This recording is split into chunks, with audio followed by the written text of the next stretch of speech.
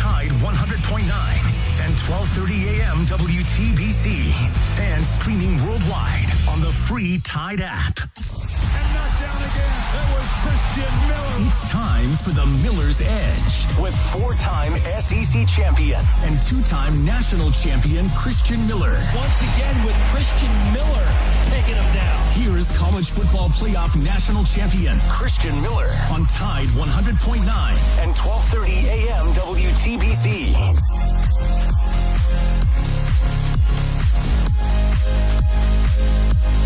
And welcome into this Monday edition of the Miller's Edge, Monday Madness, as we call it here on the show. Tide 100.9, 1230 WTBC. Hope you guys are doing well. Hope you guys had a great weekend. Chase, I know we haven't seen you in a little bit. I know you had a couple of days off. You were a little busy, but glad to have you back behind the glass. Big thanks to Jackson. He filled in last week when you and Reed were out and did a great job. We had some good conversations. SEC Media Days clearly took the charge, and we've talked plenty about that. Still a few things that we can dissect from that, which we will do, and we'll kind of gear up with training camp right around the corner. Believe we're probably a little over a week away, something like that. So definitely fired up about that. We got a little bit of this gap now. We I guess, jumped the gun with SEC Media Days. It's like, hey, football's back.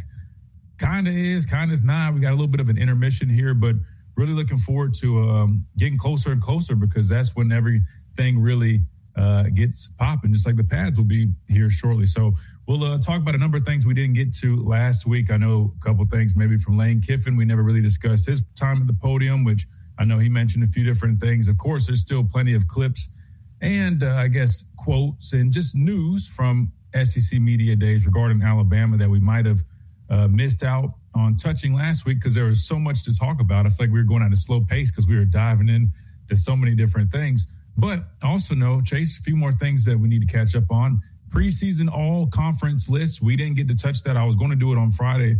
Pastor Payne joined us, and it got a little heated. If you guys missed that one, go back and watch Friday's show. That was a very entertaining back and forth, in my opinion. But we got to talk about this all-SEC preseason list here in a moment, Chase, because I want to say there was, I guess, some expected names on there or in their places, because remember, they go first team, second team, and third team, right? So you have a chance to get a number of players on the list. We ended up with 6 in total, and I kind of want to talk about those players, maybe if there was any guys that we would consider snubs, maybe some confusion on where some guys were listed on the list. They made the list, but maybe we don't necessarily agree where they're at on the all-SEC preseason list, so we want to talk about that as well. And you know what's funny? We didn't even really dive too deep into just the projected, I guess, SEC finishes, right? Like in terms of ranking where teams will finish in the conference. I think we kind of skimmed over it.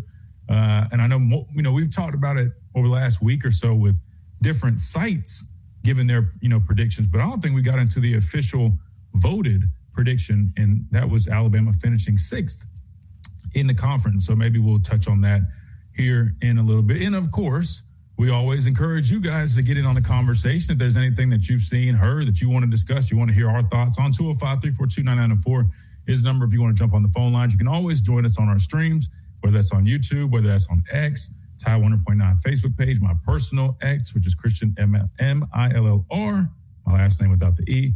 And you can drop your comments there, questions or concerns, and we'll talk about them, discuss them, and have some fun over the next 2 hours or so, like we typically do Monday through Friday right here on the Miller's Edge. Chase, good to have you back, man. How was your weekend, man? Talk to me.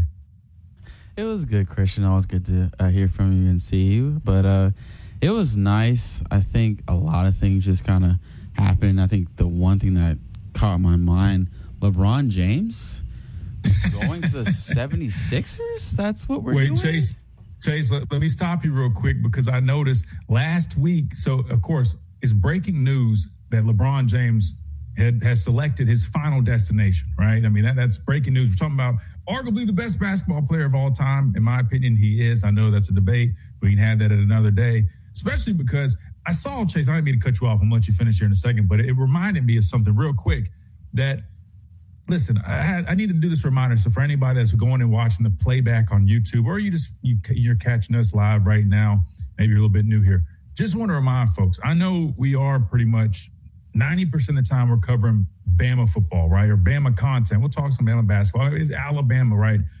But what happens, Chase, is I think people kind of get it confused with, you have all these Bama podcasts and content, right? Which I guess we fit in that category. But we also are just in the sports talk category, right? We are a sports talk radio show.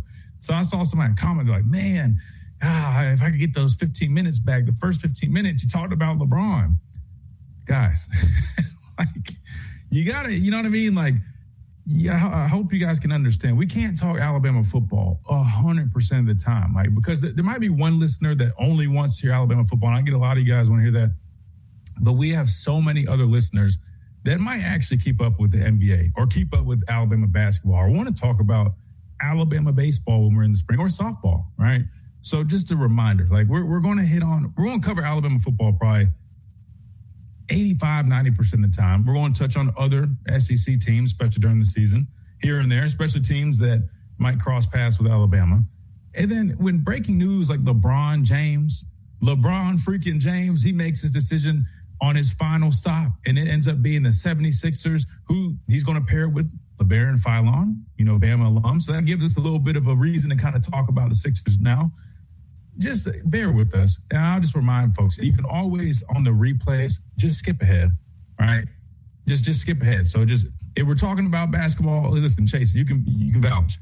We don't, it might be one segment, if that. You know how we are. We always navigate back to football. It might be one segment. So I just always wanted to remind folks. I saw that comment. I'm like, hey, man, we can't talk about we steer away from Bama football, Chase, for the first. And I always try to do it in the intro so we can kind of get it out of the way, and then we can coast with football the rest of the way. But anyway, if you're watching the replay, skip ahead, right? But to be fair, you know what? I'll hold some accountability. Most of our thumbnails, they kind of more so just gravitating towards football anyway. So I get, you might click on the video thinking it's only that. We are live sports talk radio. So we will dibble and dabble in other topics when they are deserving, like LeBron James choosing the 76ers. That said, I'm sorry, Chase, I did not mean to cut you off. Tell me what you think about it, because I know people are fired up saying this is arguably the best starting five in the league. Now, I think defense, team chemistry, I saw Magic Johnson tweet that I think everybody was kind of thinking that. How does this all come together? I'm sure it'll be fine, but that is a valid, I guess, question. But outside of that, you're talking about a starting five that has pretty much everything you need. What do you think about that, Chase? I think it revives Philly in a way that they need this desperately. With the East getting better every single year, this is huge. Especially you have a head coach like Nick Nurse who won a championship with Toronto. I think it was like 2018. This is huge. I think LeBron with the IQ and I arguably think he's the greatest of all time as well, and just how he's able to incorporate his other teammates, especially how old he is. You want to capitalize on that. And then you have Joel Embiid. When he's healthy, he's one of the dominant centers in the league. And then Tyrese Maxey, one of the quickest guards who can literally make you turn heads left and right and has gotten better. And then one of the steals, I would say, of the offseason, Jaylen Brown leaving the Celtics to go to the 76ers. Like, there's so much firepower, so much length, and you're right. There you go. It's just so many factors that the 76ers are just, they're good now, and just like if they can build their bench, they can give teams so many problems, and I just feel like the East is starting to be a threat again, because it used to be the West would just win every year. There wasn't like the East is competitive. I think the East is definitely up there, and I'm excited as an NBA fan. Yeah, I mean, listen, I myself, I'm not even the biggest NBA fan. I'll be the first one to tell you that. But this type of news, it got me excited because it's like something to really look forward to, right? LeBron in the 76ers uniform, and it's his last ride. I guess technically he could come back for a second year, but he said it's his last decision. So regardless, this is his last team, and more than likely it's his last season. We'll see. Maybe he ends up throwing one more in there. They did the 2-year deal initially, at least. So I don't know. I just thought it was entertaining, of course, but you got to cover that. That's like breaking news. That's a big deal. Some other news that we have to cover: Alabama heating up on the recruiting trail. Only kicker is for 2028, not 2027. That's still kind of, is what it is, still wherever we're at in those rankings, if you keep up with that. But Alabama did, in fact, add themselves another really high-quality football recruit over the weekend, this time in Tyseer Young, the linebacker out of, I think it was Delaware, Chase. Yeah, Delaware. I did a little bit of a breakdown. I hadn't done any YouTube video breakdowns, but on our X, right, at the Miller's Edge, I'm trying to give a detailed kind of bullet point, scouting report on some of these guys. I'll do it on some of our college guys, of course, too. So make sure you guys follow us on X. But I'll talk about him in a little bit. Again, it's for the 2028 class, so I want to be clear. I mean, there's still a long ways to go. Hell, we're still figuring out the 2027 class. I know we're getting ready for football season, but there's still going to be movement there. This is a long ways out. The good news is it's looking pretty good, Chase. I want to say we have the most commits out of anybody in the country in terms of the number for 2028. Now, because of that, some of these rankings can be a little bit misleading, and I'll explain why that is, because I know a lot of people right now are like, yeah, look, people said Bama can't recruit. Look at them now. If you're just going off the number of commits you have for 2028, yeah, they are definitely proving some people wrong. However, you have to keep in mind, those rankings are affected by the totals. And when you have more than double the amount of commits than everybody else, I mean, you automatically are going to be a top class. Not hating, that's just, again, we try to be objective. I saw a little bit misleading, like, see, Bama's number 2 right now. We have 7 commits compared to like 3 for everybody else. Like that means something. And that's going to make us sit at the top no matter what right now. Plus, you got to secure these guys. And unfortunately, we all know how this business works, Chase. People are going to keep recruiting these guys. I mean, the linebacker we just had commit, and I'm going to talk about him when we come back. I mean, the young man chose us over Ohio State, Oregon. I don't think Texas was in there, but Georgia. I mean, some big hitters, big programs that have some money. Miami. You don't think they're going to throw some bags at him between now and signing day of 2028, over a year away? I got some news to tell you that you probably won't like. We got to hit a timeout. When we come back, we'll keep on rolling. We'll talk about Alabama's latest linebacker commit. We'll talk about some of these headlines from SEC Media Days. And, of course, we'll talk about what you guys want to talk about. 205-342-9904. And I'm going to get some water while you sit back, listen to a quick commercial break, and we'll come back rolling right here on this Monday edition of the Miller's Edge, Tide 100.9, 1230. Financial independence, all with Chase. That's good for kids and good for parents. Visit your local Chase branch and get started. Account subject to approval. J.P. Morgan Chase Bank and a member FDIC. Hey, it's Christian Miller, and I wanted to tell you about our friends over at Lamparello Law, Education and Advocacy. Founded by attorney and professor Adam Lamparello, helping students at every level with mentoring, exam prep, applications, and career planning. Adam also represents students, faculty, and athletes in academic misconduct, First Amendment, NIL, and criminal defense cases. Known for real care and relentless advocacy. For guidance you can trust, call 201-317-5115 or visit Lamparello-law.com. That's Lamparello Law, Education and Advocacy. Proud partner. Where the season never ends. This is your home of Alabama sports. Tide 100.9 and streaming on the Tide 100.9 app.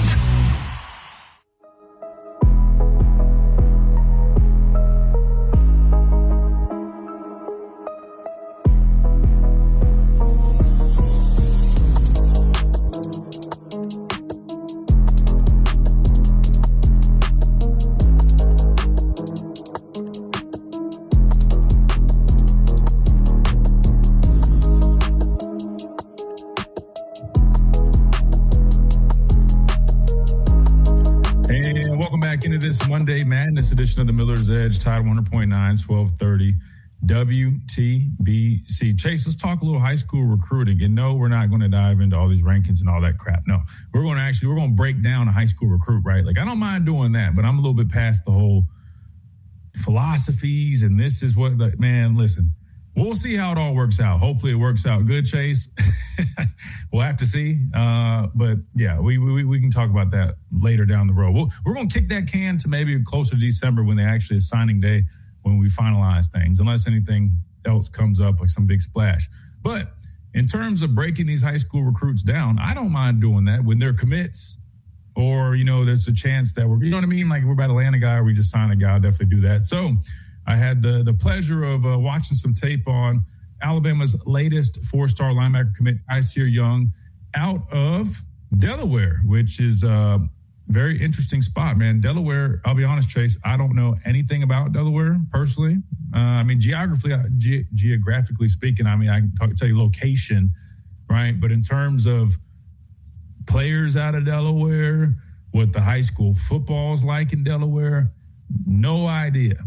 I can't tell you that. But what I can tell you is I like this young man. I like this recruit. Tyseer Young he's listed mostly like at 6'2". I gave him the benefit of the doubt. I saw like Andrew Bone wrote an article on Yay Alabama, new subscriber here. It's only $5 a month. If you guys got it, give it a look. I know we had some news regarding Yay Alabama over the weekend. That's neither here nor there. So in terms of the articles they put out, the content has been better. That's all I want to speak on that right now. Anyway, they had him listed at 6'3", 220, so that's what I went off of. Now, when you turn on the tape, which I'll go ahead and throw this on the screen, that way you guys watching. Oh, let me turn the music down because we do not want to have that. Boom, there it is.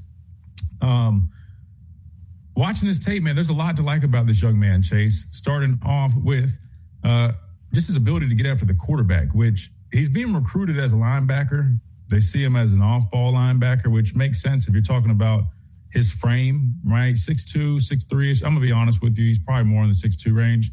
I haven't seen the young man in person, but I'm just saying 6'2" is you're lacking some length, ideal length to really play on the edge. But in terms of his ability to get after the quarterback, you guys can see on the tape, man, the dude has some really good pass rush ability, man. A really good athlete.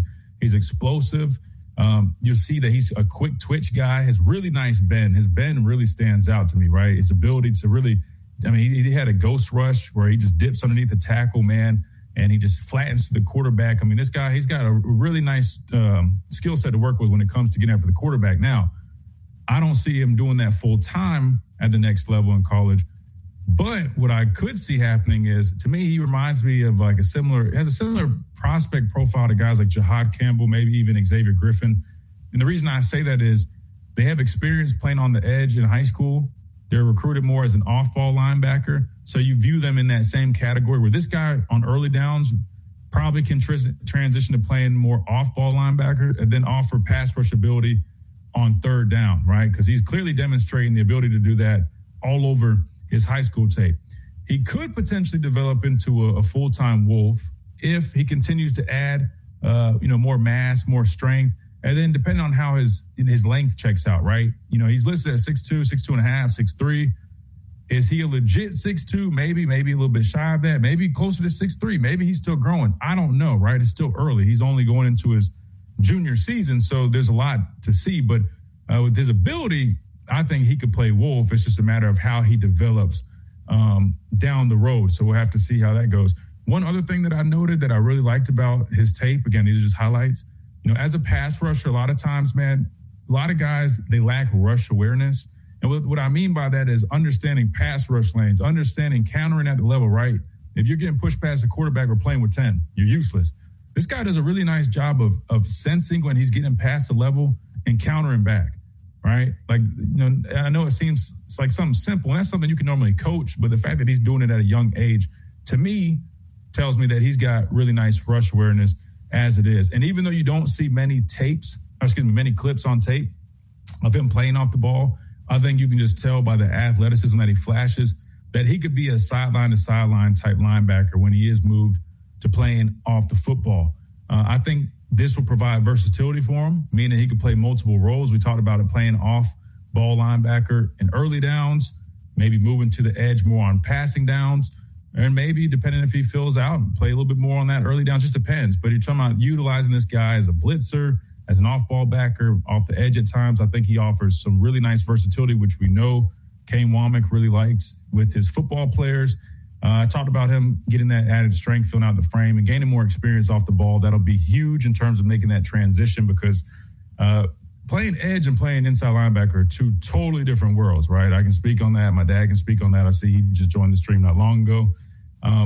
It's totally different, right? So I don't know how much experience he has playing off the ball, but I can just tell you if he is going to make that transition, run fits, right? You know, just learning how to flow with the football, reading, pulling guards. I mean, all that is totally different at those two spots, respectively. So that's going to be big in terms of his development.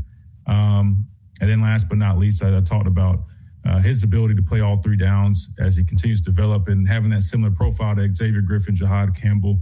I think that's very intriguing. That's probably why he was being recruited so highly by, Alabama, Ohio State, Miami, Georgia, right? I mean, he's got a really nice skill set. He looks to have a high ceiling in terms of just being a really good athlete, quick twitch guy, get after the quarterback, aggressive, great motor. I think this guy can probably line up and play and do a number of different things for you. And like I said, that's why these guys are becoming, hot commodities, right? The Micah Parsons, the Jahad Campbells, the Xavier Griffins. They're kind of like Swiss Army knives. You can kind of throw them in any defense and find a role for them, and they can be highly effective. So I really like Tyseer Young. Now, like I said earlier, last segment, this is 2028. So there's a long time until signing day for 2028, over like a year and a half almost, right? A lot can happen between here and then. The hope and the goal is to keep him on board. Will that happen? Time will tell. But when you're competing against Ohio State, Georgia, Miami this early for a young man, and you get in on them early, that definitely helps you out a lot. I think that's why Alabama's really going in early on these 2028 guys, because they knew 2027, they're behind. Now they're trying to really focus in on 2028, because when you get a head start with guys, it gives you a little bit of an advantage in terms of those relationships.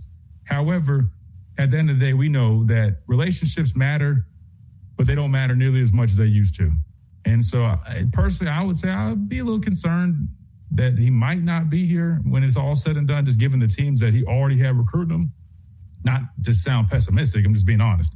But hopefully we can hold on to him, because I think he's a good-looking recruit, man. I like him a lot. I think he definitely's got a chance to be a really good football player and fits kind of what this defense is looking for in terms of that athleticism and versatility that he has to offer. That said, we're going to hit a timeout.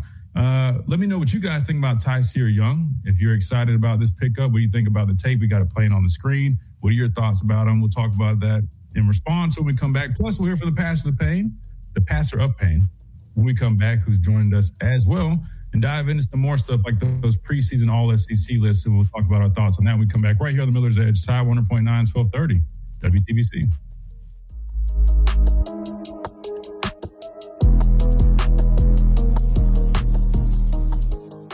From our home base in Birmingham, Alabama, we are here treating patients from every generation, across the United States, and from around the world. We're here for the rookies and the dreamers, trying to make a name for themselves. We are here for the achievers, who are resilient and won't take no for an answer. We're here for the coaches, athletic trainers, and mentors who are shaping the next. Buy a Blizzard tree and be a miracle maker, a Blizzard eating hero, doing their part on Miracle Treat Day, July 30th. DQ, happy tastes good. Hey, it's Christian Miller, and I wanted to tell you about our friends over at Lamparello Law, Education and Advocacy, founded by attorney and professor Adam Lamparello, helping students at every level with mentoring, exam prep, applications, and career planning. Adam also represents students, faculty, and athletes in academic misconduct, First Amendment, NIL, and criminal defense cases, known for real care and relentless advocacy. For guidance you can trust, call 201-317-5115 or visit lamparello-law.com. That's Lamparello Law, Education and Advocacy. Proud partner. Hey, it's Christian Miller, and I want to tell you about our great friends over at Brian Harding Construction. Located in the heart of Tuscaloosa, Brian Harding Construction is woman-owned and strong as steel. A specialty manufacturing firm with expertise in structural steel fabrication, ASME code piping and vessels, CNC machine work, welding, laser cutting, pipe fitting, industrial maintenance, and crane rentals. With a proven track record of over 30-plus years of experience, no one is better fit for the job. For an evaluation, contact Brian Harding Construction today at 205-752-9611. Again, that's Brian Harding Construction at 205-752-9611. What does it mean to advertise and do your marketing with Town Square Media Tuscaloosa? Melissa started her business in 2014. What would you say to someone considering Town Square Media Tuscaloosa? My experience with Town Square Media has been awesome, and I would definitely recommend it to anyone. I think that this is the first time in my marketing experience that I've been able to see my return on investment. I would definitely say in the past that has not been the case. In this, I like knowing that that's 100%. A lot of the marketing we've done has been radio. You guys have so much more to offer than that, whether it's, websites from targeted marketing to radio. You are kind of a one-stop shop, and it makes doing marketing so much easier. So I would definitely recommend it. For more info on marketing with Town Square Media Tuscaloosa, call 205-345-7200 or click on Advertise with Us on our website. Your home for Alabama Crimson Tide football. Tide 100.9 and streaming on the Tide 100.9 app.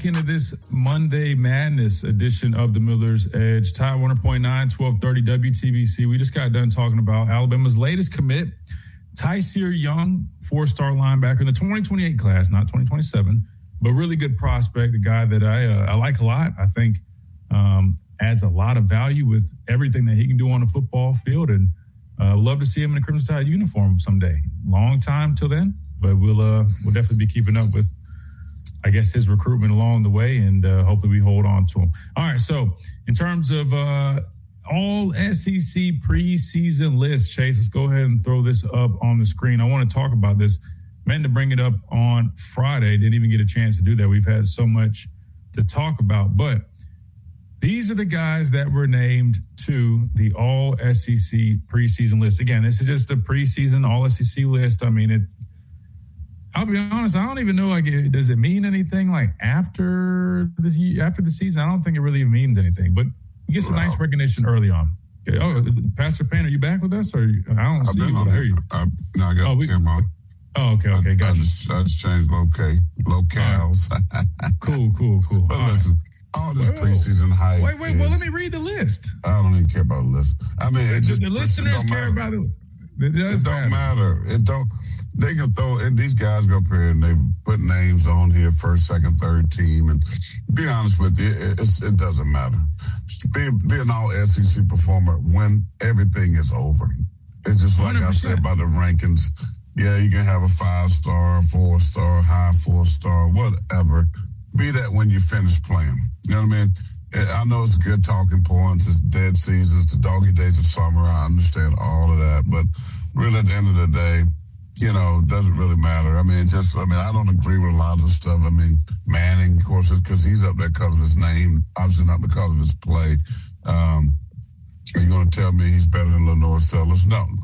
Lenore Sellers didn't even get up there. I mean, that's debatable. It ain't debatable. That is debatable. It's not debatable. Dude, I'm not. Come on, listen. You talk about people sunshine pumping and crimson glasses, but you might be wearing some garnet glasses. Pump, but I know I don't see both of them play. You might be wearing some garnet glasses. Is much better. Yeah, he had a down year last year, 18-8, 2,500 yards with this third.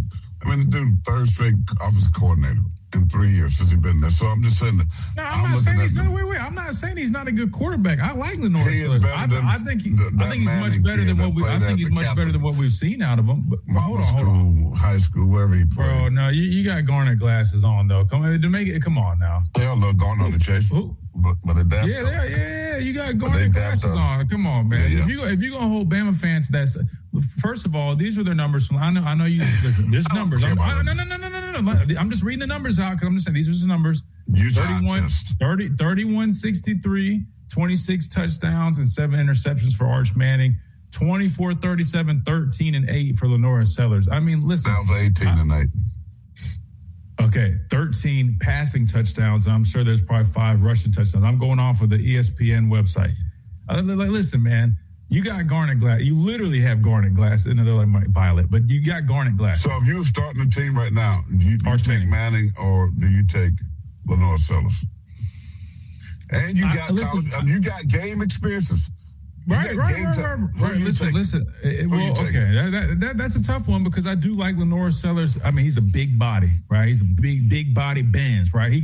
He got an arm on him. He can throw it. He can sling it. But I know he is hard to bring down. He can run. You can put that +1 quarterback package in there, right? We can get some hard fight yards with this guy, right? He can extend play. He's got a lot to like about him. But there's also some inconsistencies to his game. Arch Manning has been far from perfect. But I feel like Arch Manning's ceiling as a quarterback is a little bit higher than Lenore Sellers. Lenore Sellers can do a little bit more, but I think the ceiling for Arch Manning is a little bit higher. And I know some people aren't huge on Arch Manning because they still want to see a prove it type of thing. But if you watched the young man last year, by the end of the season, he had started playing a lot more like the Arch Manning we thought we would see. And I'm just saying, he's got guys like Cam Coleman to throw to this year. I mean, like, dude, he's got like all weapons galore. I mean, he's got 2 backs in Brown and Hollywood with Smothers, right? That they brought in that are, I mean, like, they revamped their offensive line. I'm just saying, everything is put in position for Arch Manning to have a heck of a year. So I understand why they had him above a guy like Lenore Sellers, right? As a matter of fact, let me just read the whole list since we're talking about everybody. But that's for 2025. I need 2026. We'll start with the Alabama players. First team, you had Bray Hubbard, DB. You had Xavier Brown, DB. And then you had Ryan Coleman Williams. This one was actually a shocker to many people. Ryan Coleman Williams was selected as a first team wide receiver on the all SEC preseason list. Second team, you had Michael Carroll, offensive lineman. I think that makes perfect sense, along with the first two, right? And I'm glad Xavier Brown's getting him some love because he honestly has been very overlooked. In my opinion, I think he's one of the best corners, definitely in the conference, right? So it makes sense that he's on this first team list, preseason, of course. And Bray Hubbard, he's a production machine, right? Very deserving as well. Third team, you had Keon Sabb and Yanze Pierre. A lot of people are confused about Yanze, and I get it. The problem is when it comes to classifying these edge players, they hit Yanze with how they did me, right? They had me as a linebacker, just like when I went to the combine. I was with inside linebackers. I played with my hand in the dirt more than I did standing up. So he got listed as a linebacker. If you look at the other edges, Prince who's now at LSU, Dylan Stewart, they were listed as defensive linemen. Regardless, I think Yanze probably could have at least been second team, whether it was D-line or something. But like I said, when he's listed with linebacker, he's in a pool of players that are a little bit different than the player he is. But I want to talk about Ryan Coleman Williams as a first-team wide receiver. Because, I mean, even Bama fans were even a little shocked when they saw Ryan Coleman Williams pop up on that first-team all-SEC preseason list. Let me start with the pastor Payne. Do you feel like that's the right move, having him as first team? Now, remember, you got guys like with Satanga from Oklahoma, really good player, Cam Coleman, of course, down in Texas, which let me pull up the whole list to see who the other guy was. But you get the point. I mean, there's some other guys in the conference, right? I mean, but Ryan Coleman Williams, you go off of potential and upside. I mean, we know the player that he can be, which clearly this is kind of projecting. It's a preseason list. But, again, that's if he's back to who we think he can be. What do you make of him being that first-team receiver? Listen, I mean, did Ryan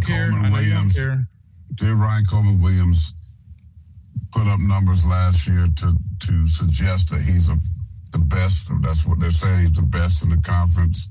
Him and Cam Coleman, they're first team. I mean, but you got two young receivers with tremendous upsides who have shown tremendous potential and has had big games. I get that out. That, on national television, Ryan at Georgia a couple of years ago. I mean, he's done some things, magnificent catches, but then we've seen the easy drops. We've seen, him being on the bench in critical moments of games. The coach not putting them in. People don't understand why. We've seen a tremendous amount of inconsistency. So do I think he's probably one of the best in the conference? Absolutely. But it's not that he's shown it. It's based on moments. He's number one on that list because of moments, not because of consistency. And but you cannot say he's not one of the best in the conference. There's nobody that has that kind of upside, that kind of explosiveness, that kind of run after the catch. He can do it all. He just can't do it consistency, whatever the reason is there. So I don't have a problem with him being there. If I'm looking at the list, I think he'll have an opportunity this year to prove he's the best. This is a money year. We talked about that. When you get it's bag year. When it's bag year, guys work harder. They focus harder. They do things a little differently.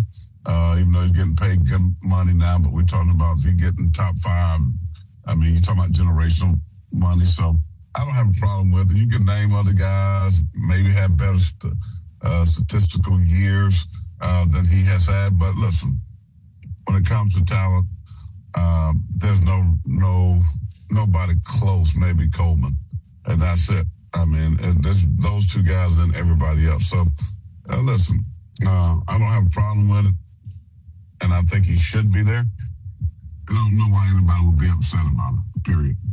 No, I don't think anybody was upset. I just know some people were a little, not necessarily shocked, but it surprised them a little bit just if they're thinking on last year. But again, this is a preseason for 2026. You're looking ahead and you're expecting him to have a when I say a larger role, right, I mean, Jeremy Bernard, right, Isaiah Horton, they move on. And now it's really Ryan Williams stepping up. Latsier Brooks, of course, we know what he can bring. And there's other receivers in that room, but I think people are expecting Ryan to really step up in a big way. And with that, you would imagine that production is only going to increase. And listen, even last year, we always talk about this, but I mean, I just always remind people, even with the drops in which he led the conference with like 13, he still was just shy of 700 yards, 4 touchdowns, 49 receptions. I mean, like, dude still was productive. Just imagine how much more he could be, how much more productive he will be and can be once we clean up on some of that consistency. Yeah, more targets.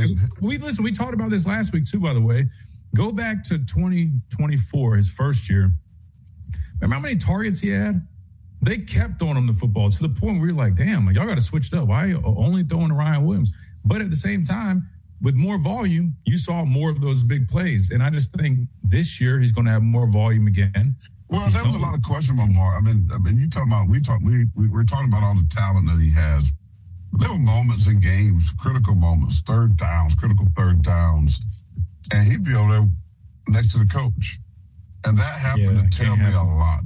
That told me something there was a disconnect somewhere with the coach and player, whether it be work ethic, whether it be he not knowing what to do, whether it be too many mistakes being made. That was a problem. That is not about his talents, but he was over there. I'm talking about his 3rd and 6, 3rd and 8. Your most talented receiver is standing next to the coach. Why? So because he wasn't the most consistent. That's what right. the reality was. That Dom. I mean, one of the two. It's one of the two. So I think it's what you just alluded to, but he has to learn how to play better. I know Shepard is gone now. I don't know who the new wide receiver coach is. Hopefully he's a guy that can push him, get the best out of him. Okay, he coached Cam Coleman, right? So I think that'll be an easy transition there. And so I think it'll help him. But then it comes down to your coach, the offensive coordinator, who I thought was trash last year. To be honest with you, we talked about Ryan Grubb coming back. You know, that's slow in the NFL. We didn't blame him for the opportunity, but he lasted 1 season. And knowing that league, and then they went on to win the Super Bowl. Yeah, then they go win the Super Bowl, and the running back gets had MVP. A running game. You know, Kenneth Walker gets the MVP. You won a Super Bowl with a quarterback that everybody said was a big bust for 6 years, 7. I mean, and the guys back at Alabama. So I'm concerned that Ryan Grubb is not who everybody thought he was, including me. So Smitty's going to have something to say about that because Smitty, I got to give Smitty his credit. And thank you so much, Smitty, for the super chat. I saw it. I'll get to his comment in a second. But Smitty, I'll give him his credit. He did say back when all this was going on, hey, man, I don't know. I would pump the brakes a little bit on the whole Ryan Grubb thing because it was hard not to think like that. Like I knew he had, the struggles with the Seahawks, but in my head, I'm like, but he was good at Washington. We were basing that on Washington. Exactly. We were basing it on Washington. And then you think about fit, right? Some guys just don't transition well to the next level, whether it's a player or a coach. So in my head, I'm like, some guys don't transition well to the next conference. Or that. So that's why I'm like, you bring him back in the fold with a guy he's worked with for years. I'm talking about almost 2 decades, where I think they've been working together since probably back in before the 10s? Maybe not that quite. I think so. But still, the point is they had a long history. So it was hard not to envision him coming and filling in the offensive coordinator role and improving. And then you pair him up with a quarterback that fits a little bit more of the skill set that they would probably prefer in this system. I mean, it made total sense, right? And I was one of the main ones saying, like, hey, I think Ryan Grubb is going to make a big impact on this offense. And through 1 year, we were wrong. College ball or, I don't know, the sister girl, his wife or girlfriend. Oh, wait, no. Keep the families out of it. It's fun talking. You get a beautiful, beautiful bride. Is it bride or girlfriend? My brother, I don't know. It's not my concern, man. I'll tell you the X's and O's, man. No. But anyway, I'm just saying. She's a sister, though. She's a sister, though. Anyway, come on, man. Chase, we got to go to break. We got to go to break. We're overdue for a break. Chase, we're overdue for a break. For the love. Hey, for the love, music, man. Listen, but my point is this: he's got to turn into this is our version of Ryan Clark on the show. This is our version of Ryan Clark at this point. I mean, he always what happened to Sauce Girl? What they was something with some monkeys? Hey, all right, Ryan Clark, man. I mean, I don't know. I think he's still with her. I mean, I'm just going by the stories. I'm just going by what I hear, what a brother hear in the pods. So the point is, but when it comes to the coaching, Ryan Grubb, to me, this is a make or break year for him, really, offensively. You know, this offense struggle. They can't find out how to run the freaking football. Then that's going to be a major problem. And, you know, now that you got two young quarterbacks, we talked about having the security of consistent pieces around him. We don't know yet, offensive line. You know, that's going to be a question mark. I think even who's going to be the 2, 3, 4 wide receivers who's going to be able to step up to take pressure off of Ryan Cook. That's the other thing people don't talk about. I mean, he had that last year with Jeremy Bernard. You know, Ryan was not the number one receiver. It was Jeremy Bernard. Right. Now that he's going to be number one. Now, will he be the focal point of this offense, right? Like they did with his rookie freshman year. They did what they could to get him the ball. They put him in short motion. They ran pop passes, reverses, you know, swing routes out the back, all kinds of stuff. Are you talking about Latia Brooks or Ryan? I'm talking about Ryan. I'm saying they made a concerted effort to get him the football. That went away last year in the sophomore season. Jeremy Bernard came in. He knew the offense. Here's the other problem. That was, you know, Kalen Boyd's boy. I mean, that's his guy. So I think they took away from Ryan. They made him the guy, brought him over because he was experienced and knew the offense. Ryan did not. So now you make Ryan number 2. I think there was some bitterness in there from Ryan. I think, you know, hey, you brought me in as high 5-star, the best in the country. And then, you know, I did my thing. Then the next year, you bring in this guy that just kind of takes my place. So Jeremy Bernard was there in 24, though. Was it? Yeah. Okay. So, but whatever. Why was he number 1? And Ryan Williams. I think he was more consistent, to be honest with you. I mean, I don't think. Well, maybe that experience. I always say I get what you're saying though. Like typically, especially at the wide receiver position, if you take a guy from being wide receiver 1 and you kind of demote him a little bit, like a lot of wide receivers, you know, like, guys that score touchdowns, they got egos, man. They want all the love. Like wide receivers are the worst. I mean, they're prima donnas. We all know that. Yeah. So I get what you're explaining, but I don't think it's so much. Forget all of that. That's history. That's past. Can't do anything about it. What can be done is the future. Okay, what will he do coming up? Will he take the con, if you will? This is his team. He got the keys to this offense. Roll. But if they can't run the football, if they cannot run the football, throw it all away. Throw all that in the trash. Because when you become one-dimensional, one-dimensional with an offensive line that's not experienced, an offensive line that hasn't been that good for the last 2 or 3 years, and they become one-dimensional, it's going to be a long season for the Tide. So if I'm coaching this team, we get ready to go to camp next week, whenever they report, I'm talking about we getting back to some 907. We getting back to some short yardage and goal line. I'm going to build me some toughness within this offensive line. I'm talking about the lowest man win, drive, blocking, chop, hands in the chest, punching them in the throat. We call that half line drill. I'm getting back to some real toughness.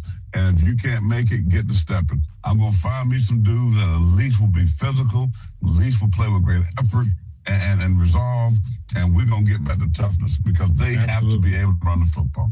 Absolutely. Well, that's going to segue into another question that I have. We'll have to do that when we come back. Plus, we got a phone call, 205-342-9994. If we still got, I believe it was Joe who was lined up a little early in the show. Hopefully he's still there. But let's hit this time out. We come back. We'll have a quick, brief segment. Then we'll hit the top of our break.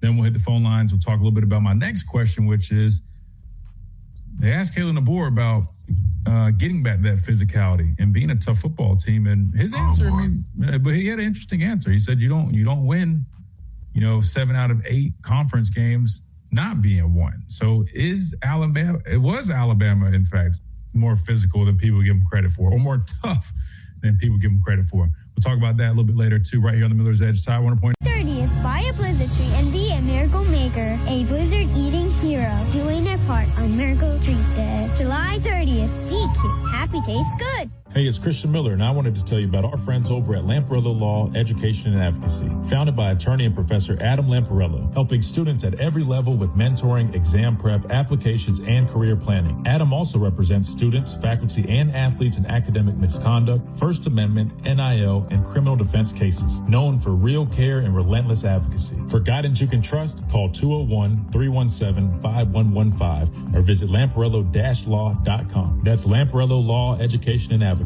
Proud what does it mean to advertise and do your marketing with Town Square Media Tuscaloosa? Melissa started her business in 2014. What would you say to someone considering Town Square Media Tuscaloosa? My experience with Town Square Media has been awesome, and I would definitely recommend it to anyone.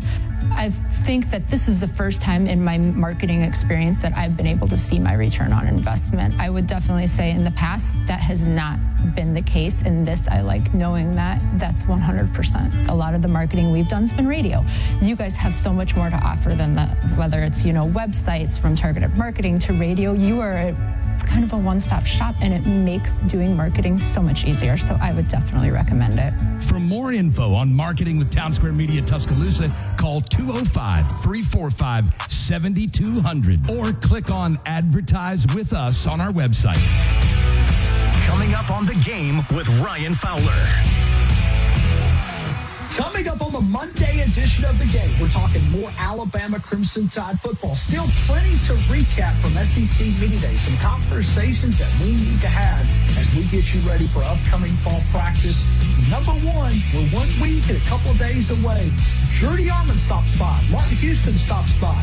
We're also going to visit with a very special guest. We'll do that starting at 2 p.m. on The Game on Tide 100.9, 1230 WTBC, your home of Alabama Crimson Tide sports.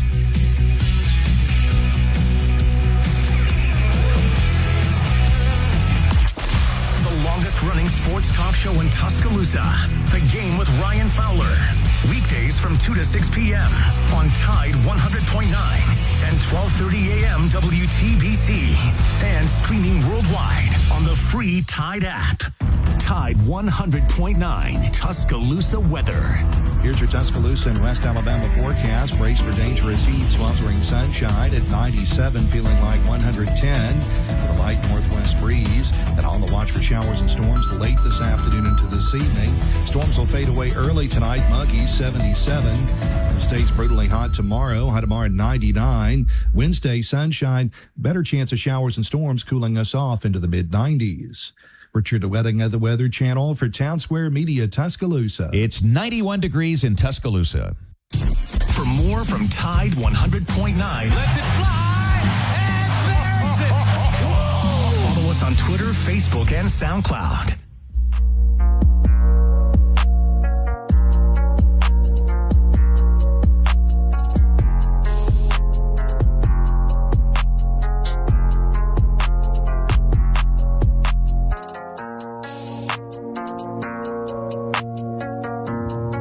And welcome in for about 30 seconds because we're about to hit this top of the hour break. Real quick while I got you guys here before we do that, remember to go holler at our folks over at Lamparello Law, Education and Advocacy for all your representation needs. If you find yourself in a situation, trust me, it comes up, whether you and when you least expect it. You need somebody to represent you if you find yourself in a sticky situation. Contact Lamparello Law. Lamparello-law.com is the website, of course. They help out with any criminal matters, academic misconduct, NIL cases, you name it, they've got it. Plus those other services for high school, college, and graduate students. And that's going to be helping you out with exam and test taking preparation, subject matter mastery. The list goes on. They do it all there. So check them out, Lamparello-law.com. Schedule yourself a free consultation with Mr. Adam Lamparello. And you can have somebody in your corner that's going to fight for you. Not only are they going to do that, they're going to do it for an affordable rate. Because Lord knows, man, stuff is expensive nowadays. So get with Adam and his team to help you out at Lamparello Law, Education, Advocacy. Top of the hour break. When we come back, we got phone calls, and we got a good topic we're going to discuss with the Pastor Payne. Was Alabama more physical and tough than people give them credit for? Caleb Board thinks so. He gave his answer at the podium last week. And I even saw, I think we had a writer in Tuscaloosa that was very, very honest about Alabama, and he let them hear. So we'll discuss that and more when we come back right here at Tide 100.9, 1230 WTBC.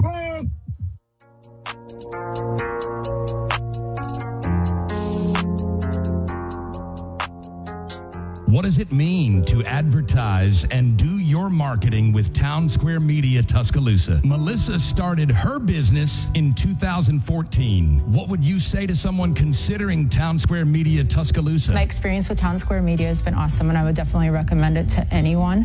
I think that this is the first time in my marketing experience that I've been able to see my return on investment. I would definitely say in the past that has not been the case. In this, I like knowing that that's 100%. A lot of the marketing we've done has been radio. You guys have so much more to offer than that, whether it's, websites from targeted marketing to radio. You are kind of a one-stop shop, and it makes doing marketing so much easier. So I would definitely recommend it. For more info on marketing with Town Square Media Tuscaloosa, call 205-345-7200 or click on Advertise with Us on our website. WTBC Tuscaloosa and W265CG Tuscaloosa, a Town Square Media station. Tide 100.9 and streaming on the Tide 100.9 app. From the Fox Sports Studios in Los Angeles, here's Steve DeSager. The Arizona Cardinals gave quarterback Jacoby Brissett a pay raise, over $15 million guaranteed this year. Then he'll be a free agent after this season. All NFL veterans report to training camps by Tuesday. PGA rookie Jackson Koiven from Auburn won in Minnesota on tour by 3 strokes over Scotty Scheffler, who had a final round 63. On the Live Golf Tour in the UK, Lucas Herbert the winner at 30 under par. Corey Haim won NASCAR's Brickyard 400. He's a part-time driver in the series, but led the most laps at Indy. The Sunday night ball game went to the Phillies, beating the Yankees 11-4. Yanks outfielder Cody Bellinger went on the IL with a strained hamstring. Tampa Bay shut out Cleveland 1-0. Extra inning wins for both Atlanta and Cincinnati on the road. Seattle won at Texas 6-4. Minnesota over the A's 11-8. A's catcher Shea Langoliers could be out for the year with a torn meniscus. Coming up on The Game with Ryan Fowler. Coming up on the Monday edition of The Game, we're talking more Alabama Crimson Tide football. Still plenty to recap from SEC Media Day. Some conversations that we need to have as we get you ready for upcoming fall practice. Number one, we're 1 week and a couple of days away. Jordy Armand stops by. Martin Houston stops by. We're also going to visit with a very special guest. We'll do that starting at 2 p.m. on The Game on Tide 100.9, 1230 WTBC, your home of Alabama Crimson Tide sports.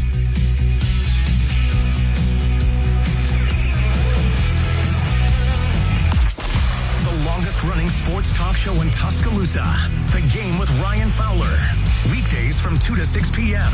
on Tide 100.9 and 1230 a.m. WTBC. And streaming worldwide on the free Tide app. And knocked down again. It was Christian Miller. It's time for the Miller's Edge with 4-time SEC champion and 2-time national champion Christian Miller. Once again with Christian Miller taking him down. Here's college football playoff national champion Christian Miller on Tide 100.9 and 1230 a.m. WTBC.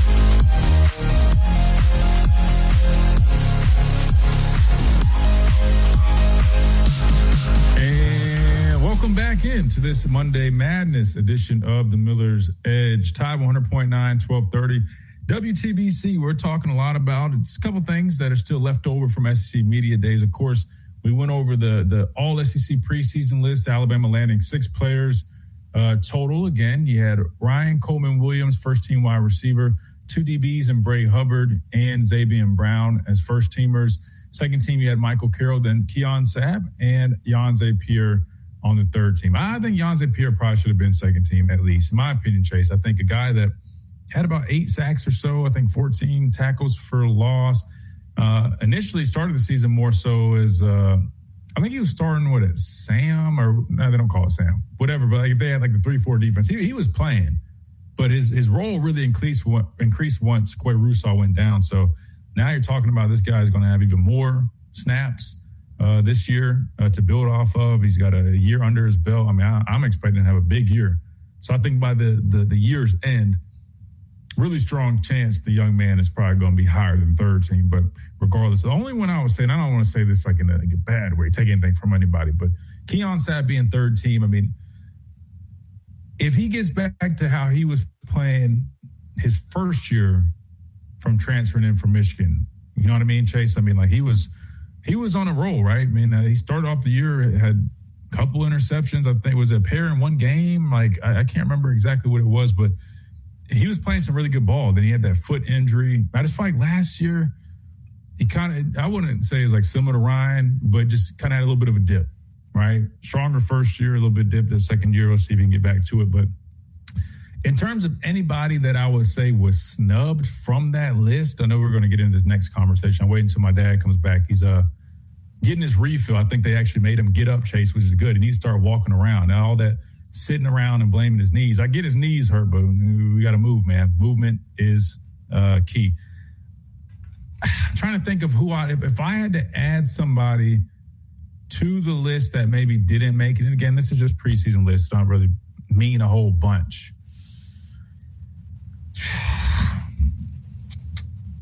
I mean, Latsier Brooks, I mean, a lot of people are probably expecting him to only be better, and he really came along, especially towards the end of the year. I mean, he had big moments throughout the year, but towards the end of the year, I think his role just increased, and he easily kind of put his name on the map.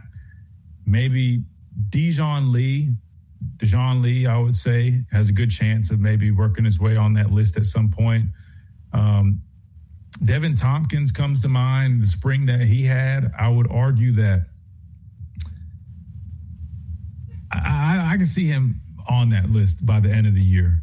You know what I mean? Like, I don't know what the production is necessarily going to look like, right? I've talked about it. I feel like he could be a very similar in terms of like production, like a LT Overton type of player. I don't remember if LT was, all SEC. And I know some people probably think he's going to be even more productive than that. I don't know. Personally, I feel like it probably is in that realm. And is that enough to be on there? I guess we'll have to see. But it wouldn't shock me if he ends up working his way on that list. Other than that, that's really probably the only guys that I would say, other than maybe whichever quarterback we have start. I imagine they're going to end up probably being pretty productive, especially given this offense loves to, throw the ball, move it through the air. I could see Keelan Russell earning some honors at the end of the year, especially if he ends up winning it. So, I mean, there's other guys, of course, it's just preseason, but be interesting to see kind of how it all plays out. Now, freshman all conference or freshman, whatever it is, there you go. He's got his coffee. I think Cedarian Morgan and Crowell, I think have a really strong chance of earning freshman honors, without a doubt. I think with the load that they're expected to see, Coach Kalen DeBoer talked about the expectations of them playing significant snaps during SEC Media Days. I think it's a very good chance that you see those guys with some postseason all-conference or maybe freshman All-American type honors. All right, Pastor Payne's got his coffee in hand, so we can go back and get back onto this next topic that I have. You got a $50 Snapchat. What do you call Snapchat? No, not Snapchat, brother. I don't know what you're doing on Snapchat. It's Super Chat. What do you call that? You need to stay away from Snapchat, but it's a Super Chat. And I'll hit those because you're right. We do. We got the first one from Mr. Hershey, Pennsylvania. What are you talking about? Hershey, the guy said from Pennsylvania. Roll Tide. I was just in Hershey. Let me get to that, brother. We got one from Mr. Dan Caraway with the Super Chat. Dan, we appreciate you. He said, just so we're clear, I will always see Smitty as my number one, Julio as number two, than the rest of them, unless Ryan Coleman Williams has a Heisman caliber season and we win a natty, then he would be up there with them. If Ryan goes for 2K and wins a Heisman, no, I'm just saying, hear me out. I'm just saying, if Ryan goes for 2K, wins a Heisman, they win a national championship, I think there's an argument to be made that you could try to put him in that realm. Top three. I didn't say the best ever. I said like top 3 realm. 2K? Ifs and buts was candy and nuts. They were. I didn't say it's I'm saying two things not going to happen. He ain't going to go for 2 top 3 things. He's not going to win the Heisman, and Alabama will not win the national championship. So none of them. I don't think any of those. I don't think any of those happen. Respectfully, I just don't. I'm not saying it can't. Anything can happen. Alabama could win a national championship. Personally, I don't think that's. I think next year you have a much better feeling going into that season, like you're a little bit more prepared to make a run, right? Just so many question marks, so many young players right now. It's hard for me to see that, just being honest. But I'm just saying, if that happened, I think it would be fair to throw him in that top 3. Matter of fact, who is the receiver? Hold on. What all this stuff based on? So, because listen, it is based on what they did in college at Alabama, great, okay, versus what the eye test is and talent and what they're doing for upside National Football League. That's a whole nother kind of ranking. No, I'm not talking about what they're doing at the next level. No, We're saying Alabama. Even with the super chat. I mean, the thing is, wait. Let me say nobody's better than Julio Jones. We know that. Overall, wait. Let me say this real quick. Let me just say this real quick because I'm going off of what they do in college, and according to ChatGPT, these are the receivers with the most receiving yards in a single season. Devontae Smith, number 1, with 1,856 yards, 23 touchdowns. Amari Cooper, 2014, my redshirt year, he had 1,720. I didn't realize he went for 1,700. Golly. And 16 touchdowns. Makes sense. Him and Blake Sims, I mean, they were. Cooper's a bad dude. No, I know that, but I'm just saying I didn't know he went for 1,700. Jameson Williams had 1,572. Jerry Jeudy had 1,300. And then Devontae Smith again with 1,256. So I was just saying, 2,000 yards would put him as the most ever in a single season in Alabama history. I'm just saying, if he were to do something like that, I would consider putting him in that top 3 conversation. But I'm with you. To me right now, I would probably say Devontae Smith, Julio Jones, and probably Amari Cooper. And I'm sure I'm probably missing some of the old school guys. Listen, Devontae Smith had a phenomenal college career. There's no doubt he won a Heisman with those types of numbers. I'll give him that. And to do that with so many other talented receivers, Henry Ruggs, Jerry Jeudy, playing alongside dudes like that. The tight end. He played with NFL dudes. So I'm not even going to sweat Devontae Smith in college. But Devontae Smith is not the best receiver, high level, NFL. No. That's Julio Jones, hands down. That's Amari Cooper, hands down. Right, everybody else is chasing. That's close right there, though. I'll give you Julio. Two dudes right there. No, listen. No, but see, because you played a decade in the league, so I get you're including that, and I respect that. I'm talking like if you just go off of college, though, I think Smitty's got. He's got that. I said college is Devontae. Yeah, I'm just saying because of because of what he did. But if you're saying the whole picture. No, Julio. Yeah, I give it to Julio. There's not even a discussion. Julio is like he created in a lab. Julio's gonna be a Hall of Fame. He's gonna be in the Hall of Fame. But you got to give Smitty credit though for what he's done. I'm giving him credit. I'm saying he's had a productive career. He's won a Super Bowl. So I'm just saying he's also had a very good pro career. Like him and Amari Cooper, I would say a little bit more of an argument. He's got a long way to go. He got a long way to go. Right, but Julio's been good early. He's been good early. Listen, they played in pass-happy offenses. Julio didn't do that. The game changed. I said that earlier. So, you got to look at all these things. That's why, even though with basketball, I heard you before I got on the show about LeBron James and it's just depending on, what era did you play in? You can go Kareem Abdul-Jabbar and all these other. these are phenomenal, great players, but you can't compare and contrast because a lot of times they're in totally different eras. So my whole point is this. Ryan Coleman-Williams not even in this kind of discussion. I don't care what his numbers said in the first 2 years.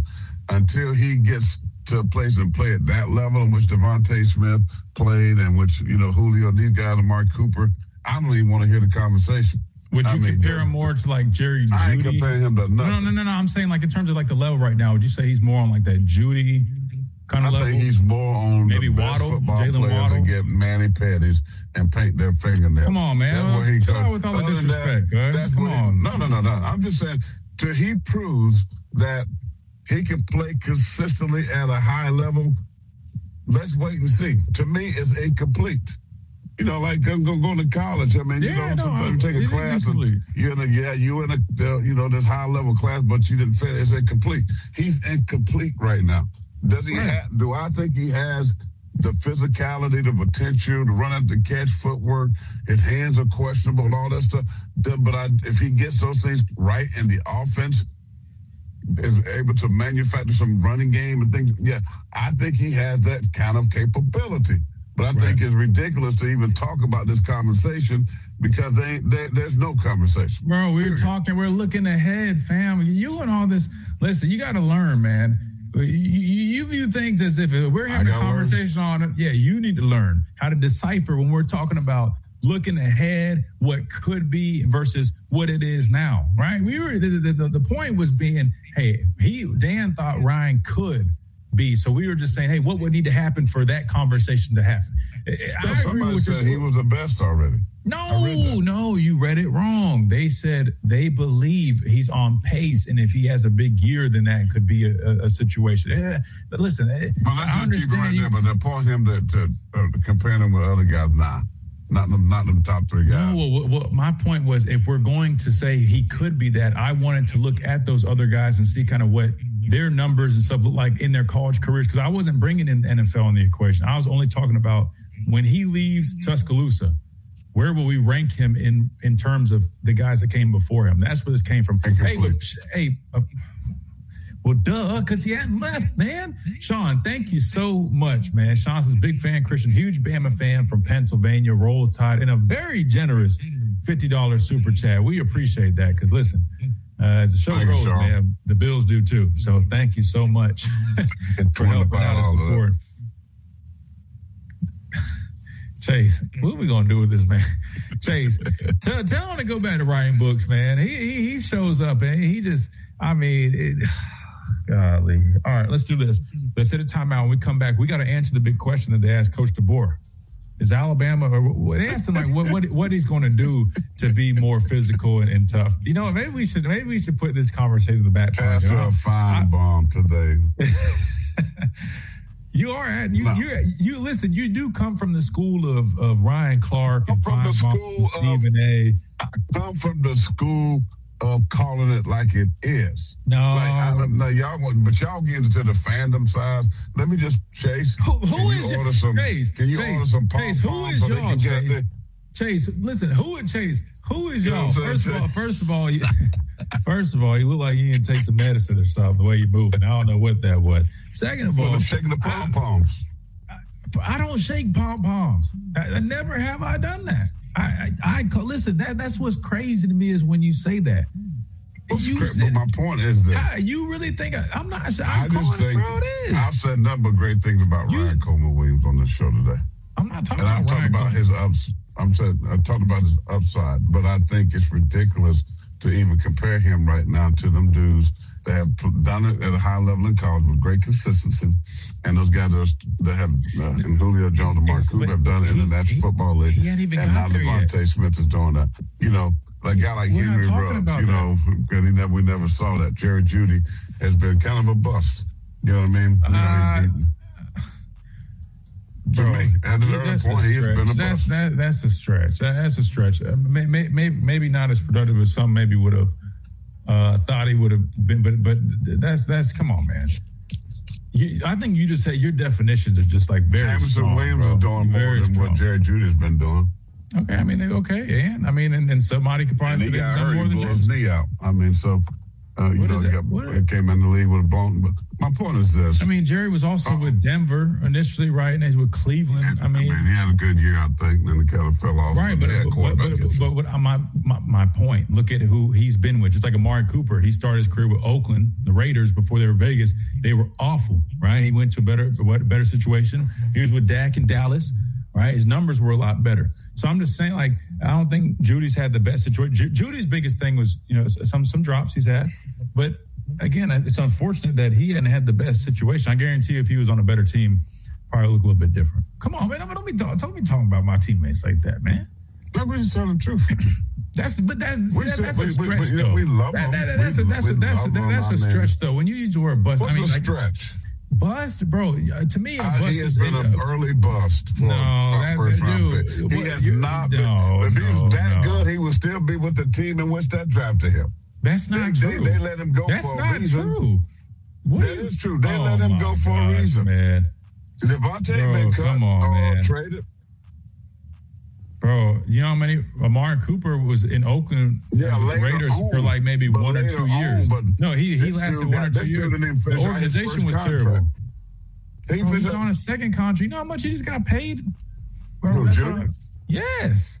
Did he get traded before his contract was over? After? I can't. He was there at least 3, almost 4 years. It was right around. Probably, I can't remember exactly. I'm just saying. Come on, like listen. When you use that word, that's kind of crazy, bro.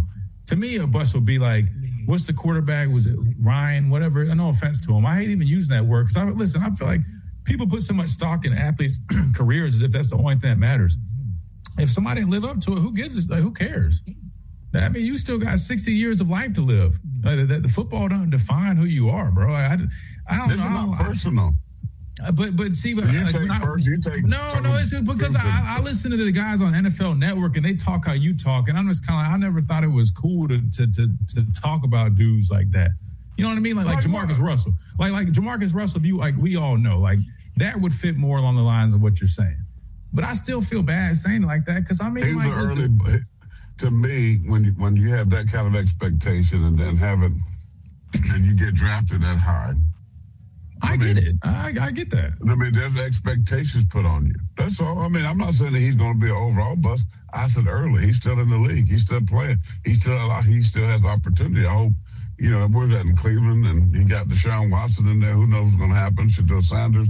I mean, but I think I watched him play, and I didn't see the same Jerry Jeudy for whatever reason. That's all I'm saying. Well, this is why I think you're exaggerating. So in 2020, Jeudy, I guess that was his rookie year. He had 856 yards, had 467 and 21, 972 and 22, 758 and 23, 1,229 and 24. He had 600 last year with all the quarterback issues. So through, 6 seasons, I mean, he's just shy of 5,000 yards. He's averaging probably just under 900 yards a season. That's not a bust, bro. Like that, he's had some drops, but with bad quarterback play, that is not bad, man. Like, you get what I'm saying? Like, bro, you said, bro, bust is like beyond bad. To me, it's like elite, great, good, bad, he's been good, awful, and then bust. Bust is good. Like he's been good. Bust is like beyond bad. But when you're brought in to play when you get drafted, your expectation is like way up here. And if you do anything down here, it could be good for just a normal person, for a 6th rounder like I was, or 4th rounder like you were, or free, and they doing these kind of I get expectations are totally different. Right, that's all I'm saying. I don't think that's bad for even for a 1st-round receiver. There's been a number of 1st-round receivers out there. Yeah, I mean, but just saying. I mean, I'm not saying it's to the most production, but I'm just saying. Has Devontae been better? Look, pull up Devontae. Has he been better? I'm sure Smitty's numbers are a little bit higher, but see, this is my thing. This is my thing. This is the only thing I say that I don't think you do a lot. I don't think you look at the whole picture a lot of times. Like, I don't think you're fairly considering his situation versus Smitty, who's consistently been in that same offense with. I know some people complain about Hurts at times, but I'm just saying. I mean, like, that's a much better situation than being with Denver and Cleveland, right? You see what I'm saying? Now, granted, I also look at with Smitty, he's had A.J. Brown, they kind of had battle for that wide receiver 1 title. So that's also going to probably affect the amount of production that he sees because Philly likes to run the football. All right, they got a quarterback who also can use his legs. Then you got a guy like A.J. Brown. So Smitty's numbers probably aren't going to be through the roof, but that doesn't define the type of player or career he's had. That's why I think you should probably try to look at all those a little bit more. I think Smitty has made a Pro Bowl, though. I think they both have. I think technically Jeudy might have been an alternate or something. I don't know. We got to hit a timeout. When we come back, we'll keep on rolling. I want to talk about the physicality of Alabama. We're going to talk about the week of how people done. Let's talk about the real that's happening. Ready to happen down Chase, I don't know if I'm ready for it, bro. I don't know if I'm ready for it. Kalen, the boy, has the makeup to turn this Alabama football team back into we got to answer that question from Ron. That's a great question. And we're going to hear that when we come back with this quick timeout right here on the Miller's Edge. Bracelets, earrings, and precious gemstones for all occasions. In the Tuscaloosa Galleria between Edgar's and Joey's and FincherandOsment.com. From our home base in Birmingham, Alabama, we are here treating patients from every generation across the United States and from around the world. We're here for the rookies and the dreamers, trying to make a name for themselves. We're here for the achievers who are resilient and won't take no for an answer. We're here for the coaches, athletic trainers, and mentors who are shaping. Google US Mobile. Just search for US Mobile. Just go to US Mobile subreddit and make a decision for yourself. If you're ready, visit usmobile.com. Consumer Reports does not endorse products or services.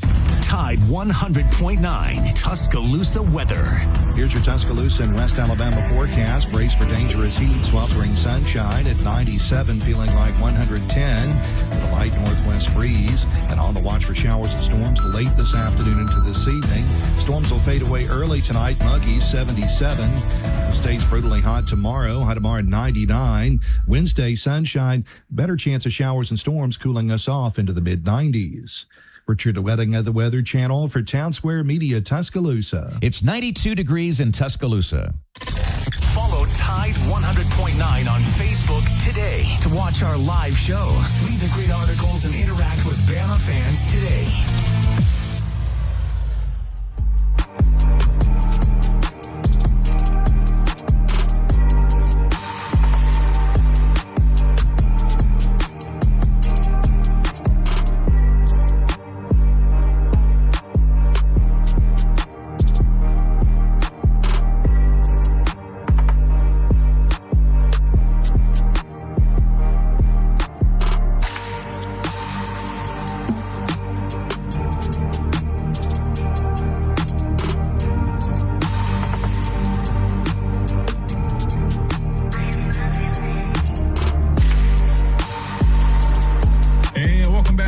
Monday Madness edition of the Miller's Edge. Tide 100.9, 1230 WTBC. All right, let's talk about Alabama. And if is Alabama truly soft?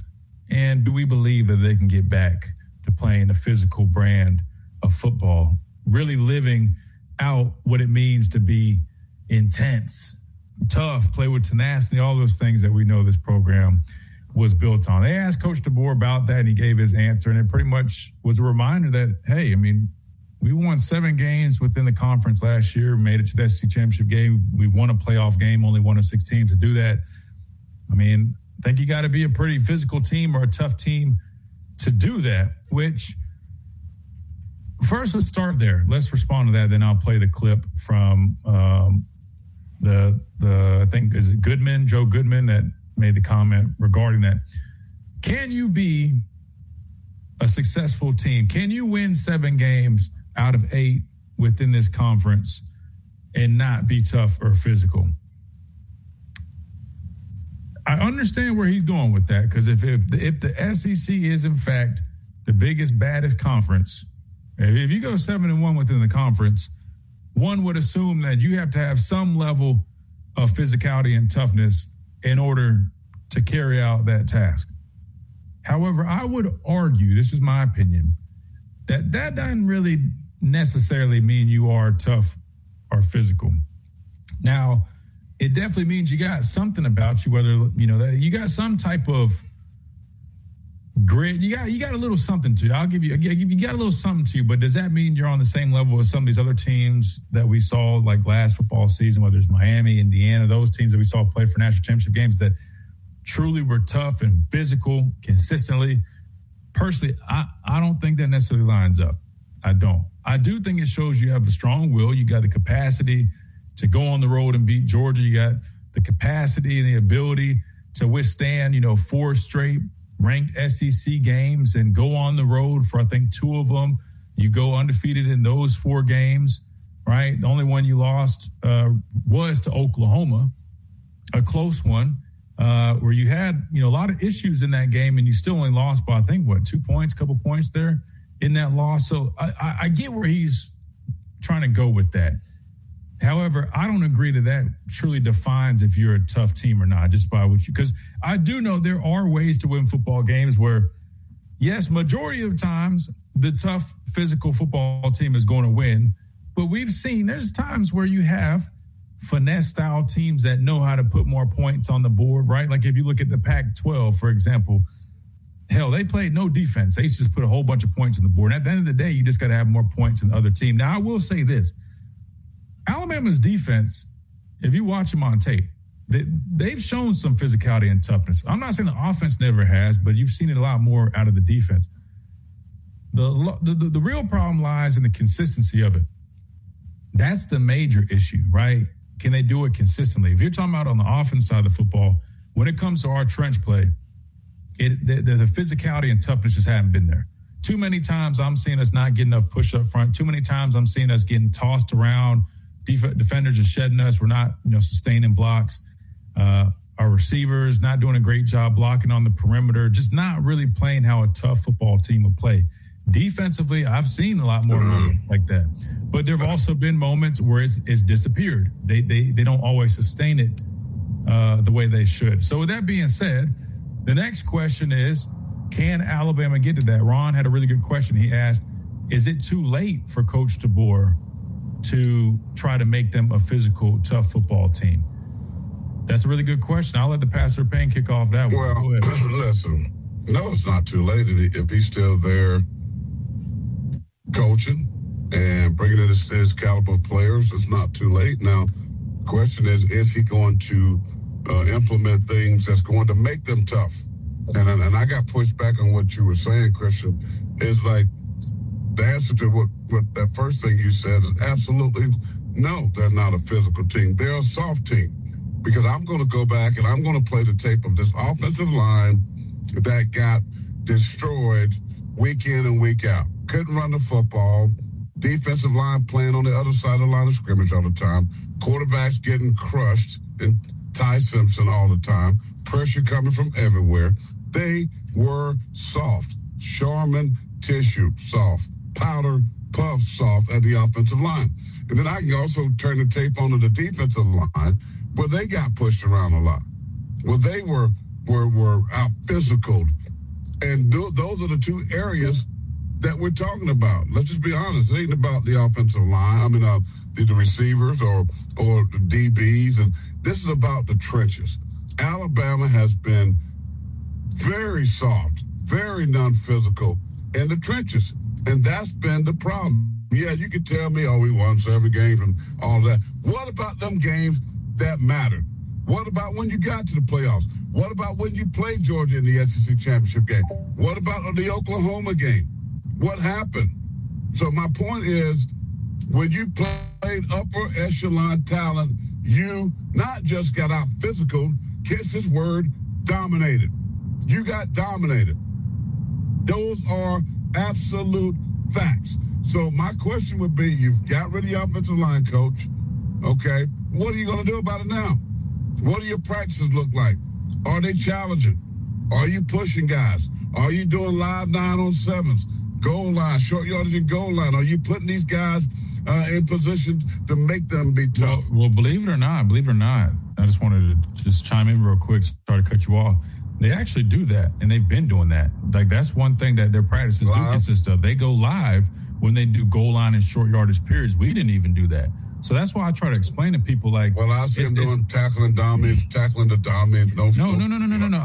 Listen. I'll be the first one to tell you, it's not as if like they practice like I've been at scrimmages and there's been guys really getting after it, right? I've seen some physicality out of dudes, defense really turning it up. I'm talking about really laying the wood on guys, not necessarily trying to do the whole brother-in-law system or whatever you call it, cousin system. I forgot what it's called. Brother-in-law. So it's not as if like they're not practicing. You know what I mean? I don't think it's due to the practice. But why isn't it translating on the football field? I was going to say that part. I can't put a finger on it, but I will say for the people wondering, because a lot of time you say, hey, this is development practice, and I agree with that. But I will say that they do things like periods and stuff, and they get after it at times that I've seen. So I don't think that's okay. I don't think that's a sole issue. What I do think is, all right, if you at least go back to 2024, when we were hearing about like guys showing up to meetings late and stuff like that, that's unacceptable. And to me, I think that probably had more to do with it, more so a mentality, right? It wasn't from the practice habits. It was probably from the guys not necessarily being as bought in as they need to, right? Like for us, the way I would describe it was like we didn't do live goal line drills and stuff like that. We always were thud. The only time we went live was if it was a scrimmage. But best believe when we went team run period and it was good on good, it didn't matter that it just was thud. Best believe that tackle in front of me is trying to drive my ass in the dirt. If I'm lined up in a 6 technique and I got Miller Forrestall or Hale Henches or Irv, whoever, we're trying to take each other's heads off. Like they want to have good tape. I want to have good tape. You know what I'm saying? And this is good on good. Like everybody we're going against, these are top players. I got Cam Robinson in front. I got Jonah Williams in front. First round tackles. I think Cam might have been second round. You get the point. So I think there's some of those elements at practice, but I think more of it was kind of, I hate it. I'm not saying they don't have a culture, like a tough culture, but I don't think they have the same toughness in their culture like we had. I mean, that's such a, whoever's on this, that they are not soft. Yes, they are soft. You talking about because they won some SEC games and the SEC. Well, the SEC overall has been soft. Would you say so? Being that the Big Ten is now the kings of college football. It's not the SEC anymore. It ain't no debate. They won the last 3 years of the Big Ten. Big Ten dominated the best teams in the SEC. But answer Mario's question in the sense. But I'm answering. No. I meant from a football perspective because this is what I would say.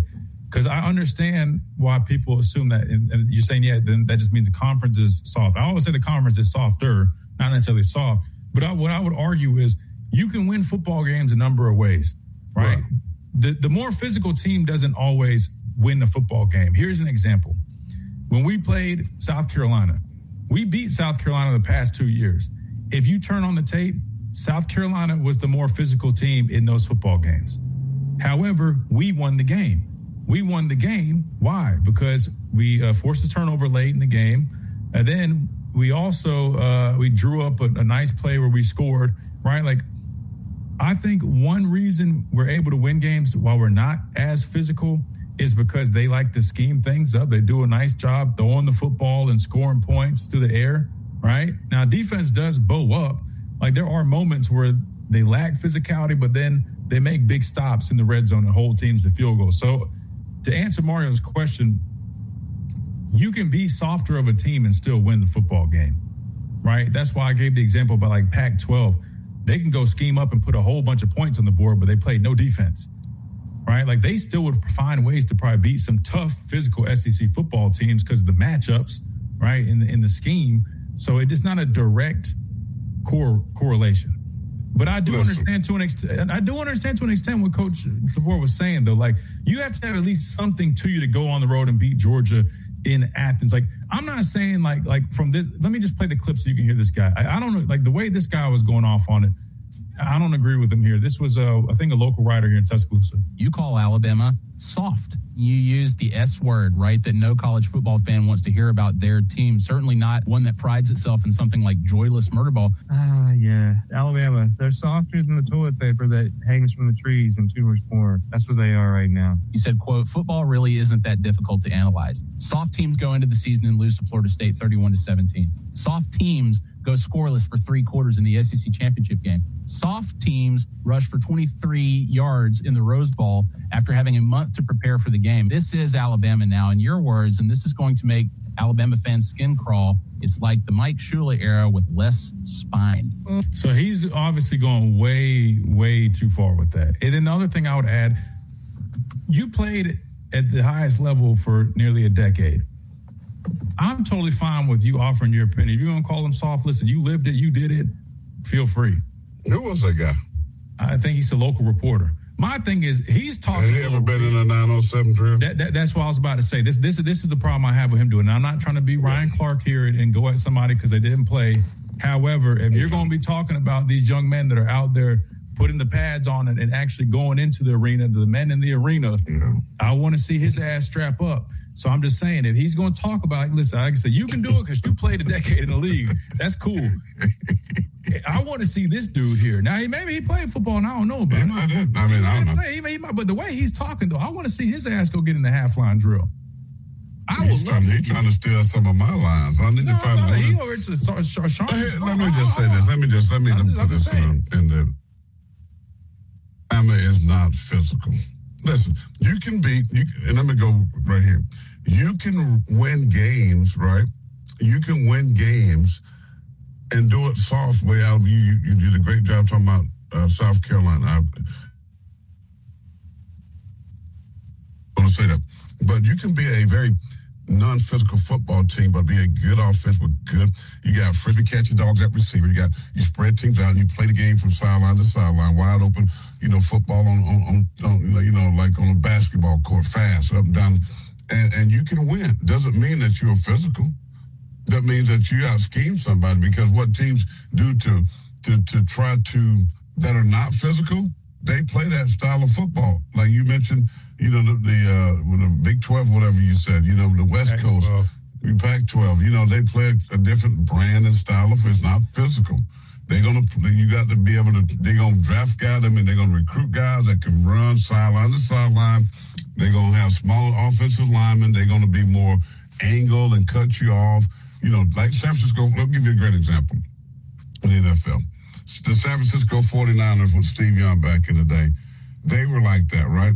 They weren't physical. When we played them in 1993, and it might have been 94 when we played them in the playoffs in January, they had Steve Young at quarterback. They had an offensive line that were very undersized. We were big bruisers. We were physical. Me and LT, we had, big inside backers. We had Eric Dorsey, these big, huge Eric Howard at the defensive line, strong, physical. We'll mash you, right? But we ran into a buzzsaw against the 49ers when they had Steve Young, Brent Price at tight end. He couldn't block me. He was going to try to block me because I would freaking choke him out and throw him in the dirt. He couldn't have, but they had Jerry Rice. They had Ricky Waters at running back. I mean, they had all these fast dudes, and all they were sending 5 out in the passes, and we couldn't stop. We got blown the freak out because we weren't used to that style of football. And we went out there in Candlestick Park, and we got blown out. LT's last game, I'll never forget this. And so if you look at it from a physical standpoint, the way we played, we pound you running the football, Howard Cross at tight end, Rodney Hampton at running back, O.J. Anderson. We were physical, but they were smarter when they changed and made us play sideline to sideline. We couldn't keep up. So, yeah, we were a more physical team, but we lost. So that point he's making, no, you don't have to be physical to win 7 games. And that's who Kalen DeBoer is, and this is the problem. When it comes to playing the type of game that makes them play in the box, right? That when you got to play in the box, and you got to be physical, or you got to try to close out games in fourth quarter offense, when you got to be able to run the football, when you got to be able to get 3rd and 2, 3rd and 1 to create first downs and move the chain. This is where I'm talking about Alabama is soft. When they got to get a stop, when it's 3rd and 1 and they're on defense at 3rd and 2, they can't stop teams from running the football.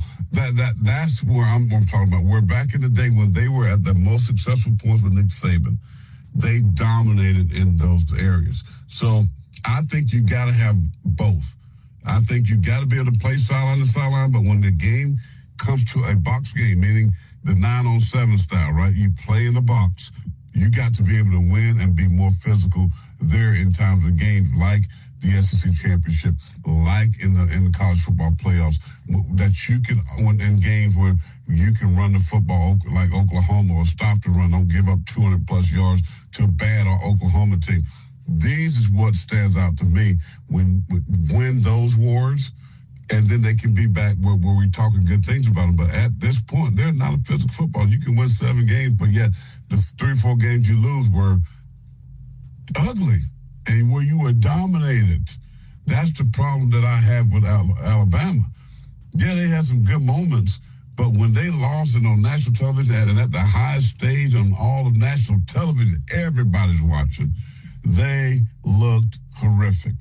And that's the problem people are seeing nationally and even locally, because they didn't look physical. They got out physical, and that's what people remember. That's why I was saying last week, people remember the last time they saw you. The last time we saw Alabama on TV against Indiana looked like they were much more better. They do, but the argument I would have is they're not having that same, I guess, energy with Oregon, who also got embarrassed and dominated. Well, Oregon's not Alabama. No, but hear me out, though. I'm just saying, though, to be fair, I think I get it. That just proves that Alabama's expectations are a lot different than anybody else, because Oregon lost in that same fashion, and people are still predicting that they'll be a top team, and you're not even hearing about that. But with Alabama, it's the complete opposite. But let's hit a timeout, because we definitely got to catch up on that. And we come back, well, I'll let you finish a little bit more. But it's a good conversation, because I know some people are asking similar questions as Mario. And I think it's good to kind of explain it in this way and try to make sense of what we're talking about here. Right here on the Miller's Edge, Tide 100.9, 1230 WTBC. Quick timeout. We'll be right back.